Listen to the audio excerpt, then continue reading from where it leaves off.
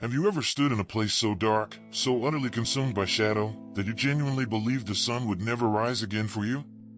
Not just feeling sad, but swallowed whole by an abyss where hope felt like a cruel fairy tale someone else got to believe in, a place where your own breath felt foreign, heavy, and each heartbeat echoed the finality of despair?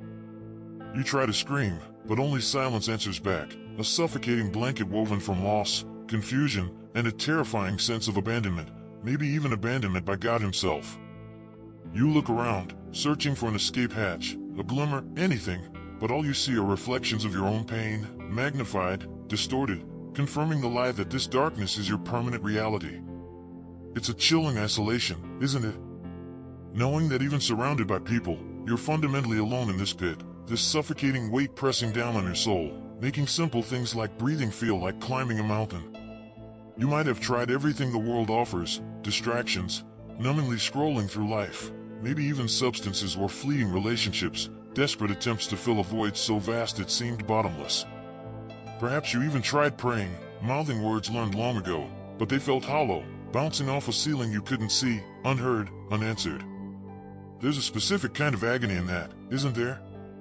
Crying out to the divine and hearing only the echo of your own desperate plea. It can feel like a betrayal, a confirmation of your deepest fear, that you are truly, irrevocably alone, cut off from the source of life itself. I remember that feeling with a clarity that still sends shivers down my spine, a time when the world lost its color, its sound, its meaning, and all that remained was this crushing, vacant ache. It wasn't just sadness, it was the spiritual equivalent of suffocating, where the air you breathed felt toxic, poisoned by grief and disillusionment. Maybe you're there right now, teetering on that edge, wondering if there's any point in holding on, feeling the insidious whisper that tells you giving up is the only way out. That whisper is a liar, a deceiver cloaked in the familiarity of your own exhaustion, but in the depths of that pit, its voice can sound deceptively like reason.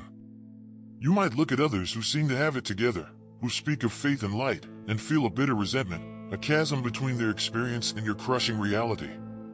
How can they smile? How can they speak of hope when your world is imploding? It feels like watching a movie in a foreign language you'll never understand.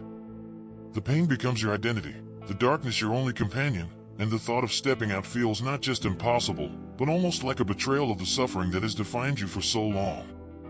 This is a warning sign, a spiritual red alert. When the darkness feels more familiar and strangely comforting than the thought of light, you are in treacherous territory. It's the enemy's masterpiece, convincing you that the prison cell is actually home. I stood there for what felt like an eternity, convinced the door was locked from the outside, that God had thrown away the key, perhaps punishing me for some unknown sin or simply finding me unworthy of rescue. Every self-help book felt trite, every encouraging word felt like sandpaper on raw nerves, every sunrise felt like a personal insult. The world moved on, oblivious, while I was frozen in this personal hell, haunted by memories, tormented by what-ifs, and paralyzed by a future that seemed only to promise more of the same emptiness. My prayers, when I could muster them, became arguments, accusations flung into the void. Where are you? Why have you forsaken me? Don't you care? The silence that followed felt deafening, confirming my worst fears. But then, something shifted. It wasn't a lightning bolt, no booming voice from the heavens, nothing dramatic like the stories you sometimes hear. It was quieter, almost imperceptible at first, born not from strength, but from the ashes of absolute surrender. It happened at the point of total exhaustion, when every ounce of my own fight was gone, when I had nothing left to bargain with, nothing left to cling to, no more illusions of control. It was the terrifying, yet strangely liberating moment of admitting complete and utter defeat before God. Not a strategic surrender, but a genuine I can't do this anymore.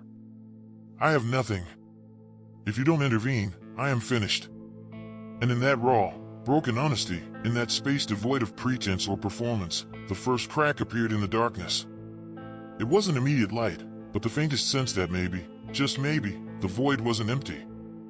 This is the first crucial insight, the hidden truth many miss. True healing often begins not when we fight harder, but when we finally collapse into God's presence, admitting our powerlessness. It's the paradox of faith, strength found in surrender, life found in dying to self. You have to reach the end of your rope to grasp the lifeline He's been holding out all along. It felt like releasing a breath I hadn't realized I was holding for years. And in that quiet, surrendered space, a single verse, one I'd likely read countless times before without truly hearing it, began to pulse with a strange, unexpected life. It wasn't about intellectual understanding, it was different. It was Psalm 18 verse 28, "For you light my lamp, the Lord my God illumines my darkness." Simple words, yet suddenly they weren't just ink on a page. They felt like a direct whisper to the deepest part of my soul, a personal promise cutting through the fog. It wasn't a denial of the darkness, it acknowledged it, my darkness, but then declared God's power over it. "The Lord my God illumines my darkness." It suggested an active, ongoing process, not a magic switch flip. This became my anchor, the first fragile thread of light to follow. This is the second insight, the secret power unlocked when Scripture moves from your head to your heart, becoming a living word personally applied. It's not about knowing about God, it's about encountering Him within His Word, allowing it to penetrate the layers of pain and doubt. You might have a Bible collecting dust, or maybe you read it dutifully but feel nothing. I urge you, plead with you, to approach it differently. Ask God, right there in your pain, to reveal Himself through its pages, to make one verse, one phrase, come alive for you. Beg Him to light your lamp. Don't look for theological treatises, look for the lifeline. Because the shocking truth is, the power isn't just in the words themselves, but in the Spirit breathing life into them for your specific situation, illuminating your darkness. This wasn't the end of the struggle. In many ways, it was just the beginning of the real fight. Stepping out of darkness with faith isn't a passive experience, it's an active, often moment-by-moment choice. The darkness doesn't just vanish politely, it claws, it pulls, it whispers familiar lies, trying to drag you back into the pit.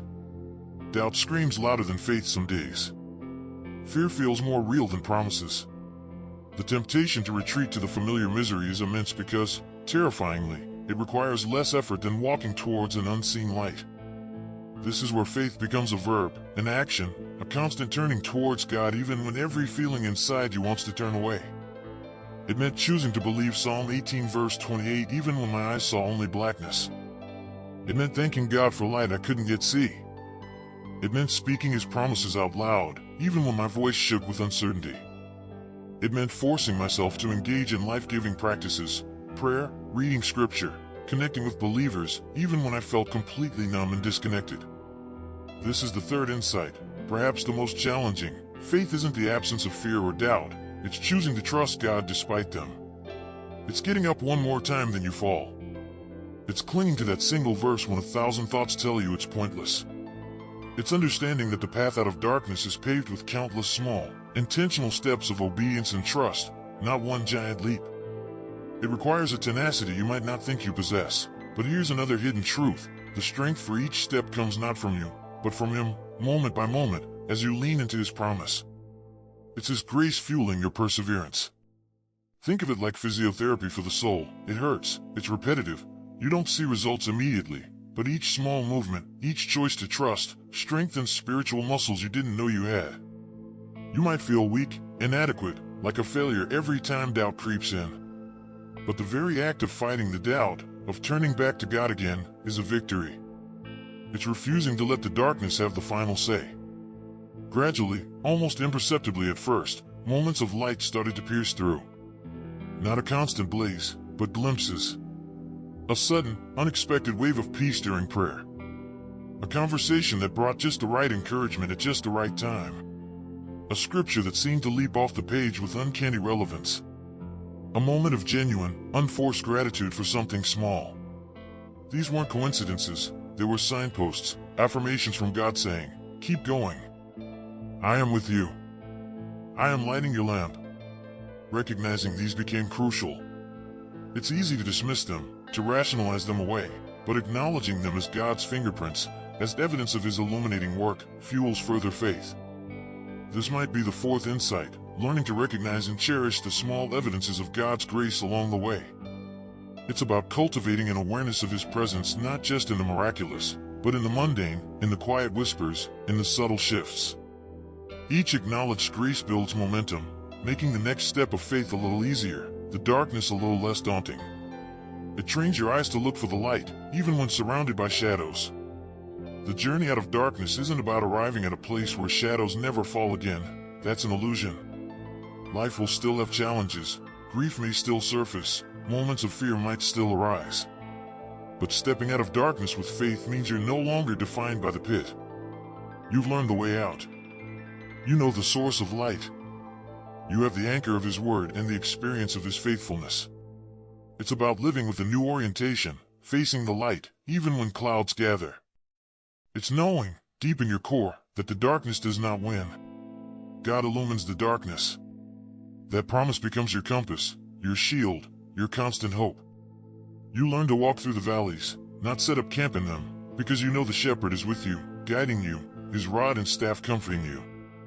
This is the ongoing reality, the fifth insight perhaps. Healing is not a one-time event but a continuous walking with God, learning to trust Him more deeply through every season, knowing that His light is always available, always powerful enough to overcome any shadow.